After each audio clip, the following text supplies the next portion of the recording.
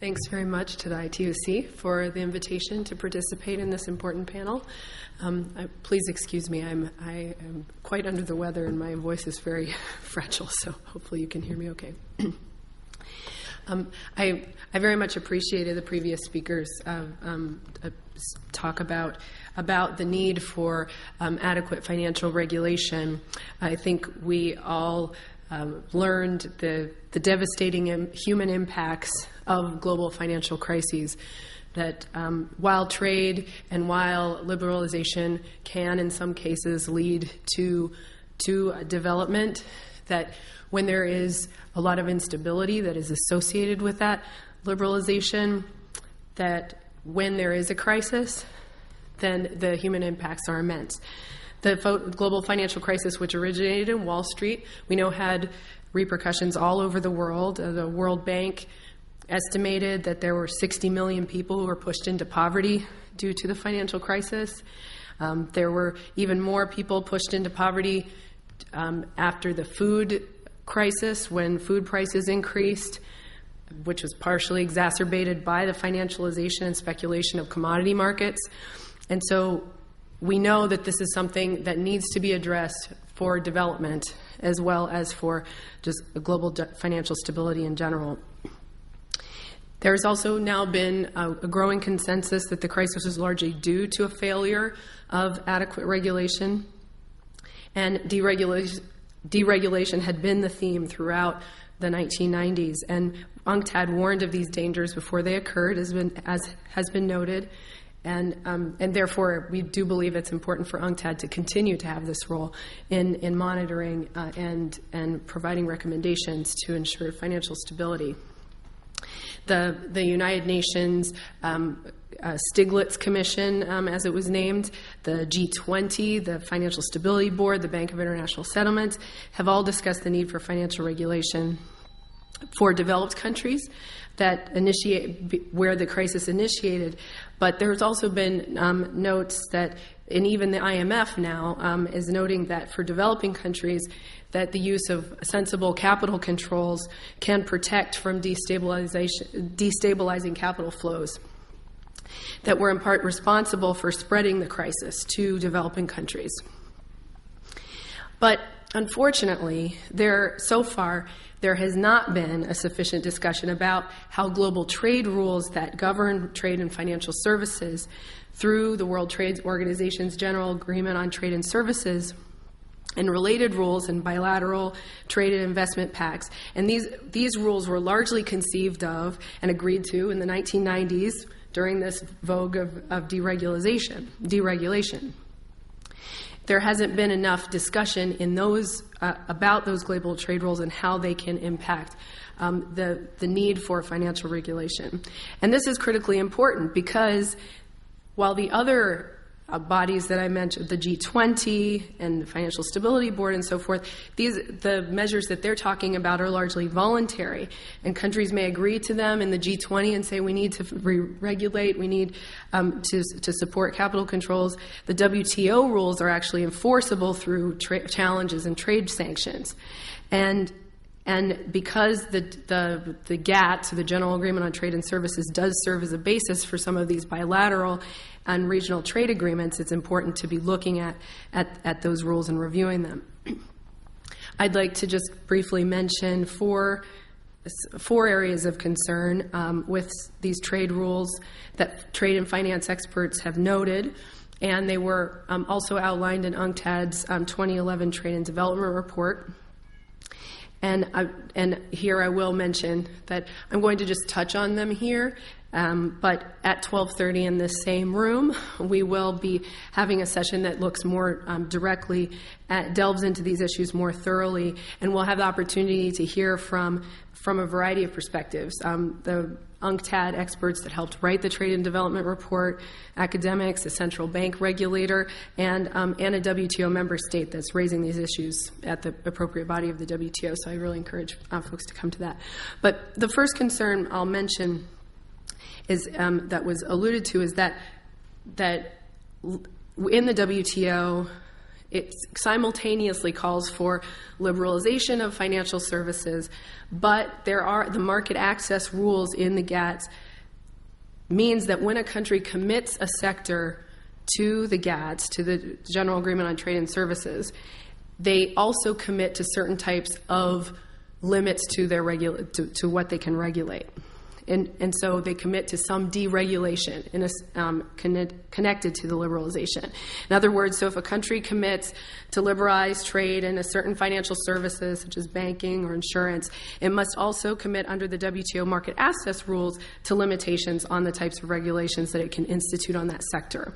For instance, there is a ban on regulatory bans. In the WTO, appellate body has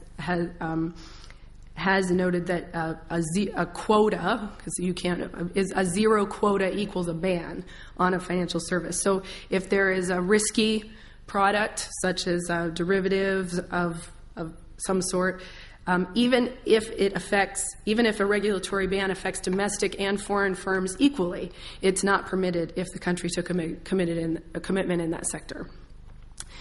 There are other concerns that have been noted about limiting size or type of commercial entity that are in these market access rules. And some of these regulations may be necessary for financial stability. So in the wake of the crisis, there are people calling and member states calling for a review of these rules to learn from the lessons of the crisis. A second concern relates perhaps more directly to developing countries, as I mentioned, around capital controls.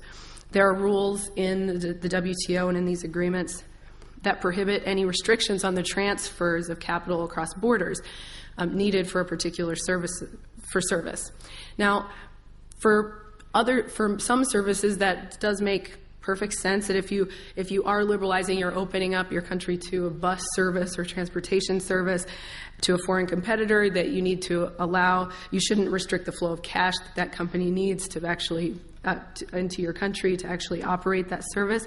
But for financial services, it's a different entity. This is different. This financial service is the large flows of capital itself that constitutes the service, and these can be potentially destabilizing.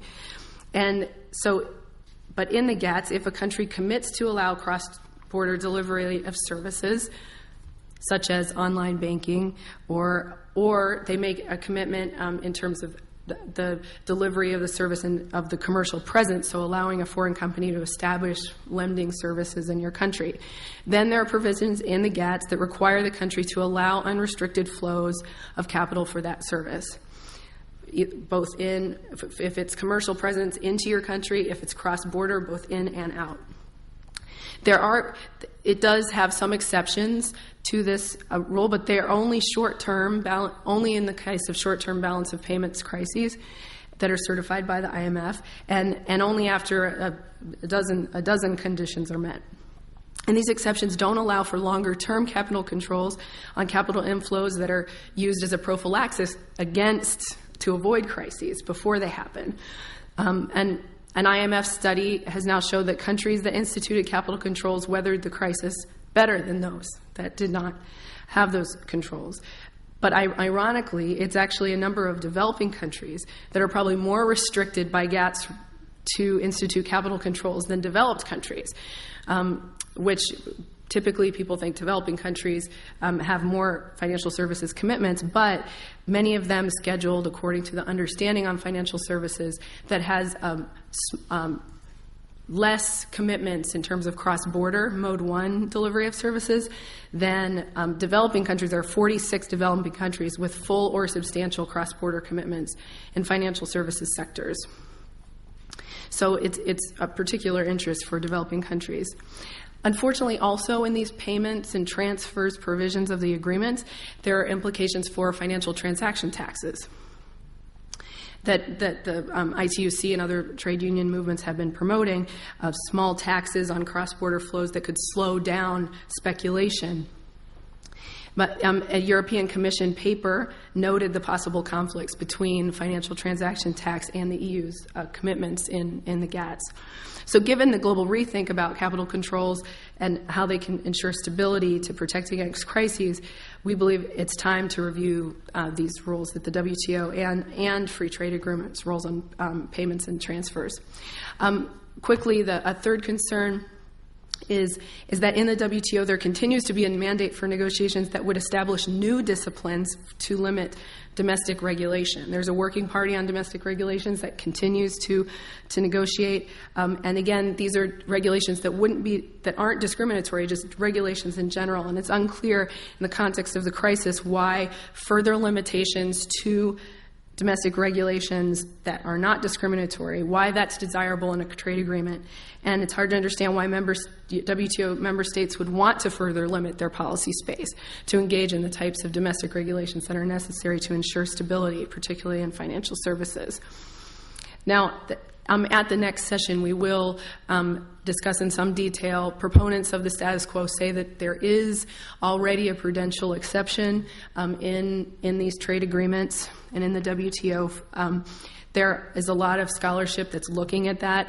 It is quite ambiguous, the way that the prudential exception has been written, and there's a lot of uncertainty, I think, among member states about what it means and whether it actually provides the kinds of protections necessary for prudential. So if you're interested in that, we have a lot of information about it, and I'd love to talk to folks about that as well. Some proponents, again, of the status quo say, well, this is a much ado about nothing because there haven't been WTO cases on this issue. But the reality is that this would be when they are going to begin to start, if they are to start. Before, countries were all deregulating. And now that there is some regulation beginning, I think that it's a concern. Financial services industries are using these rules as a tool to try to chill regulatory efforts in developed countries, and that even the potential threat and the uncertainty for especially small countries would make them think twice, perhaps, before engaging in a regulatory activity if they think that they may have a challenge later on. But in the next session, we will be discussing, there is an important effort taking place at the WTO now among some member states to raise some of these questions, and I think that Ecuador, Argentina, Brazil, and India have raised questions about how some of the subsidies granted to financial institutions in the wake of the crisis affected trade. And last year, Barbados and then later Ecuador, they talked about different proposals within appropriate bodies of the WTO to ensure that there's sufficient policy space for macroprudential measures such as capital controls and others. They've received some support.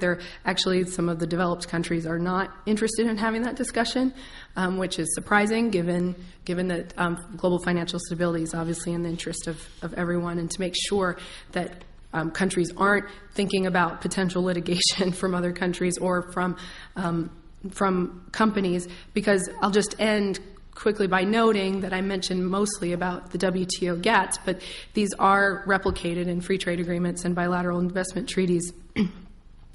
And in those treaties that actually have private enforcement or investor-to-state enforcement, there's dangerous potential for individual financial institutions to sue, to actually utilize these provisions to challenge needed financial regulations in private tribunals, which would be very concerning.